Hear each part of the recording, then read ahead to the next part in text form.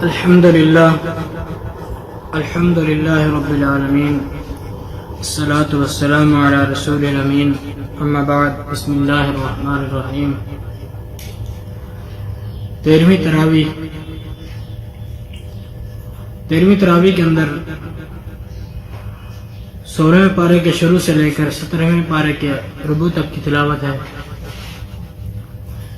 اس تلاوت کے اندر سورۃ الکہف، سورہ مریم، سورہ طٰہٰ اور سورہ الانبیاء کے 4 رکوع شامل ہیں۔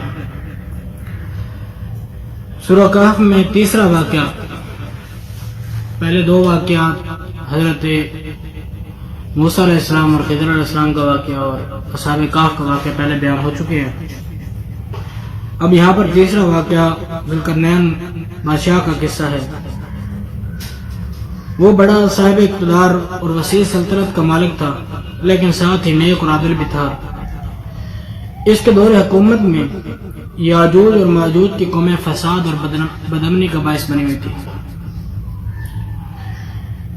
اس نے ان کی روک تھام کے لیے حد فاصل طور پر ایک دیوار جو کہ لوہے اور تانبے کے میزے سے تیار کی گئی تھی وہ تعمیر کرائی، لیکن لوگوں کو اس بات کی طرف متوجہ کیا اور مطلبہ کیا کہ دیوار اللہ کی رحمت سے مضبوط اور مستحکم ہے، اور ہر فانی شے کی طرح یہ دیوار فانی اور مٹنے والی ہے، اس لیے نیک عمل کرو اور عبادت و بندگی میں اللہ کے ساتھ کسی کو شریک نہ کرو۔ قصہ ذوالقرنین میں یہ بتایا گیا تم لوگ اپنی چھوٹی چھوٹی سرداریوں پر اتنے کرتے ہو۔ ذوالقرنین کو دیکھو، وہ کتنا بڑا بادشاہ تھا، اور مشرق و مغرب کی بادشاہی اللہ رب العالمین نے اس کو دی تھی، لیکن وہ اپنی حقیقت کو نہ بھولا، ہمیشہ اپنے خالق کے آگے جھکتا رہا۔ آخری آیات میں دوبارہ ان باتوں کو دہرایا گیا ہے کہ جو آغاز میں کہی گئی تھی، یعنی توحید اور آخرت پر ایمان، اور آخرت حق ہے، تمہاری بھلائی بھی اسی میں ہے کہ تم اسے تسلیم کر لو۔ اس کے بعد سورہ مریم شروع ہوتی ہے، اس کے 6 رکوع اور 58 آیات ہیں۔ مکہ میں نازل ہوئی۔ مہاجرین اسلام جب نجاشی کے دربار میں گئے، یعنی حبشہ کی طرف ہجرت کی انہوں نے، اس وقت حضرت جعفر رضی اللہ تعالیٰ عنہ نے یہی سورۃ المریم نجاشی کے دربار میں تلاوت کی تھی۔ یہ سورت حضرت زکریا علیہ السلام کے ذکر سے شروع ہوتی ہے۔ اللہ تعالیٰ نے بڑھاپے کے عالم میں ان کو اولاد دی تھی، اور ان کے بیٹے حضرت یحییٰ علیہ السلام کے بارے میں آتا ہے کہ وہ بہت نرم دل اور بڑی زبردست قوت کے فیصلہ کے مالک تھے۔ پھر حضرت مریم علیہ السلام کے ہاں بغیر باپ کے موزانہ طور پر حضرت عیسیٰ علیہ السلام کی پیدائش کا ذکر ہے، اور بھی کئی پیغمبروں کا تذکرہ فرمایا گیا ہے۔ مقصود یہ ہے کہ تمام انبیاء ایک ہی دین لے کر آئے تھے، وہی دین ہے جو حضور صلی اللہ علیہ وسلم لے کر تشریف لائے تھے، لیکن نبیوں کے گزر جانے کے بعد امتوں نے اپنے اندر بگاڑ پیدا کر لی اور مشرک ہو گئی۔ سورت کے پہلے رکوع میں حضرت یحییٰ علیہ السلام کا ذکر ہے۔ نہ صرف ان کی بے گناہی ثابت کی گئی ہے، بلکہ یہ بھی بتایا گیا کہ بنی اسرائیل کی ہدایت کے لیے حضرت عیسیٰ علیہ السلام کافی نہ تھے، بلکہ حضرت یحییٰ علیہ السلام کو بھی اس قوم کی ہدایت پر مامور کیا گیا۔ دوسرے رکوع کے اندر حضرت عیسیٰ علیہ السلام کے حمل مریم میں آنے، پیدا ہونے اور نبی ہونے کا ذکر ہے۔ حضرت عیسیٰ علیہ السلام صرف انسان اور اللہ کے نبی تھے، یہ بات اس کے اندر خصوصیت کے ساتھ بیان کی گئی ہے، اس سے زیادہ ان کی کوئی حیثیت نہ تھی۔ تیسرے رکوع میں حضرت ابراہیم علیہ السلام کا واقعہ بیان کیا گیا ہے کہ انہیں بھی اپنے اہل وطن کے ہاتھوں تنگ آ کر اپنا وطن چھوڑنا پڑا۔ دوسری طرف ان مہاجرین کو بھی یہ اشارہ کیا گیا ہے کہ جس طرح حضرت ابراہیم علیہ السلام کی قوم نے ان کو نکالا، تو پھر حضرت ابراہیم علیہ السلام ضائع نہیں ہوئے، اللہ رب العالمین مسلمانوں کو بھی ضائع نہیں ہوئے، ان کا انجام بھی اسی طرح اچھا ہوگا جس طرح حضرت ابراہیم علیہ السلام کا انجام اچھا ہوا۔ چوتھے رکوع میں مختلف انبیاء کا ذکر کر کے یہ بتایا گیا کہ نبوت کا سلسلہ اس وقت سے جاری ہے جب سے انسان پیدا ہوا ہے، یہ کوئی نئی بات نہیں ہوگی۔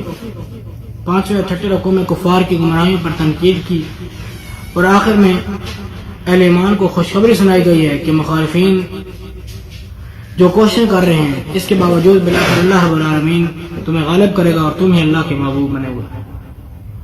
ارشاد باری تعالیٰ ہے کہ اے بنی آدم، تم ان سرکشوں کے نام و نشان کہیں پاتے ہو جن کو ہم نے ان کی بدعمالیوں کی پیدائش میں ہلاک کر دیا تھا، اس لیے منکروں کو ہمارے عذاب سے ڈراؤ۔ اس کے بعد سورۃ طٰہٰ شروع ہوتی ہے۔ یہ قرآن مجید کی 20ویں سورت ہے، کیونکہ حضرت عمر علیہ السلام، حضرت عمر رضی اللہ تعالیٰ عنہ قبول اسلام کے وقت سورۃ طٰہٰ پڑھتے ہوئے یک لفظ آپ رضی اللہ تعالیٰ عنہ کی زبان سے نکلا، کیا خوب کلام ہے۔ اس لیے ظاہر ہے کہ یہ سورت ہجرت حبشہ یا اس کے بعد حضرت عمر رضی اللہ تعالیٰ عنہ کی قبول اسلام سے پہلے نازل ہوئی۔ کفار مکہ ابو جہل وغیرہ نے یہ کہنا شروع کر دیا تھا کہ اللہ رب العالمین نے محمد صلی اللہ علیہ وسلم پر قرآن نازل کر کے انہیں تکلیف میں مبتلا کر دیا۔ اس صورت میں اللہ رب العالمین نے جواب دیا ہے کہ صورت کے آغاز میں ہی نے بتا دیا کہ قرآن کا آپ علیہ السلام پر نازل کیا جانا اس لیے نہیں کہ آپ مصیبت میں ڈالے جائیں، اور آپ صلی اللہ علیہ وسلم سے خطاب ہے، اے محمد صلی اللہ علیہ وسلم،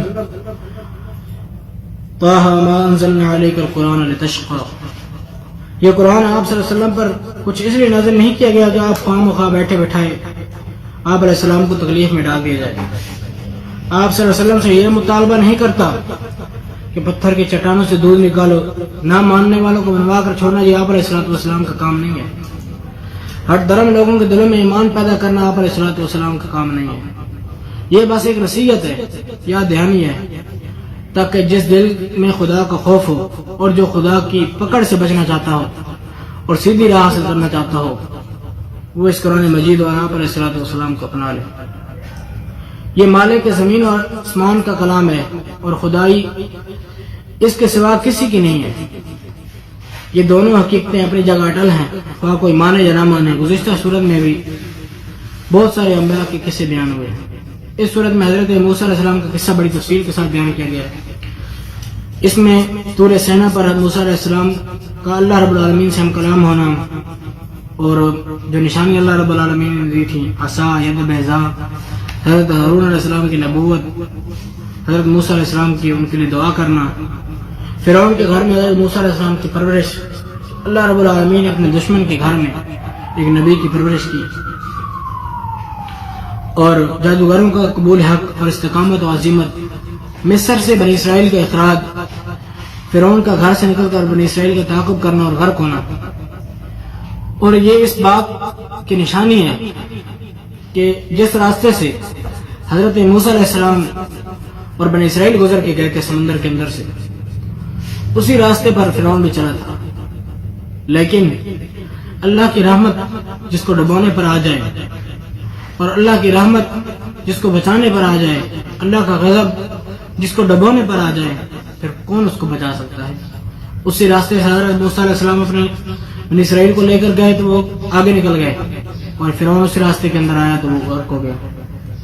پھر سامری کے بنی اسرائیل کو گمراہ کرنے کا ذکر ہے کہ اس نے کس طرح بنی اسرائیل کو گمراہ کیا۔ اس کے بعد قرآن مجید پر اعتراض کرنے والوں کی سزا، قیامت میں مجرمین کے احوال، جس سے حضرت آدم علیہ السلام کے بعض پہلو، اللہ کی یاد سے غافل ہونے والوں کا حشر، گزشتہ امتوں کے حالات سے عبرت، اور قیامت کے دن مشرکین کے لیے مہلت کا ذکر ہے۔ سب سے آخر میں کفار کی اظہار ثانی کا ذکر ہے۔ اس اظہار ثانی کا ذکر کر کے رسول اللہ صلی اللہ علیہ وسلم کو توحید پر ثابت قدم رہنے اور اللہ کی یاد میں مشغول رہنے کا حکم دیا گیا۔ اس سلسلے میں نماز کی تاکید کی گئی ہے تاکہ اہل ایمان میں صبر، تحمل، قناعت، رضا اور احتساب کی صفات پیدا ہو، جو دعوت حق کی خدمت کے لیے مطلوب ہے۔ اس کے بعد سورہ انبیاء شروع ہوتی ہے۔ یہ مکہ کے درمیانی دور میں نازل ہوئی۔ اس میں 7 رکوع اور 112 آیات ہیں۔ سورت کی ابتدا میں بتایا گیا کہ لوگ خواب غفلت میں سوئے ہوئے ہیں۔ اقترب للناس حسابهم وهم في غفلة معرضون، کہ لوگ حساب سے غفلت برت رہے ہیں اور انہیں آخرت کی کوئی پرواہ نہیں۔ جب انہیں کوئی جگانے والا آتا ہے تو اسے پریشان کر دیتے ہیں، کبھی اس کی تعلیم کو افتتاح قرار دیتے ہیں، کبھی اسے شاعر قرار دیتے ہیں اور کبھی جادوگر قرار دیتے ہیں، جبکہ رسول ہمیشہ بشر ہی ہوتے ہیں۔ آگے چل کر انبیاء کی عظمت اور ان کے مخالفین کی ہلاکت، دشمنوں کے ہاتھوں سے ان کی نجات اور متبعین کا وارث زمین ہونا مذکور ہے۔ خصوصاً اس صورت کے اندر جو بات بیان کی گئی ہے وہ عصمت انبیاء کا مضمون نہایت صفائی کے ساتھ اس صورت کے اندر بیان کیا گیا کہ نبی وہ معصوم عن الخطا ہے کہ وہ قول اور فعل دونوں میں اللہ تعالیٰ کی رضا کے محتاج ہوتے ہیں۔ آخر میں بتایا گیا کہ حضور صلی اللہ علیہ وسلم دنیا میں ناکام نہیں ہو سکتے اور آخر کار آپ علیہ الصلوۃ والسلام کی قبولیت پھیلے گی، آپ علیہ الصلوۃ والسلام کامیاب ٹھہریں گے۔ اللہ رب العالمین سے دعا کرتے ہیں کہ اللہ رب العالمین ہمیں کہی سنی باتوں پر عمل کرنے کی توفیق عطا فرمائے۔ وما علینا الا البلاغ المبین۔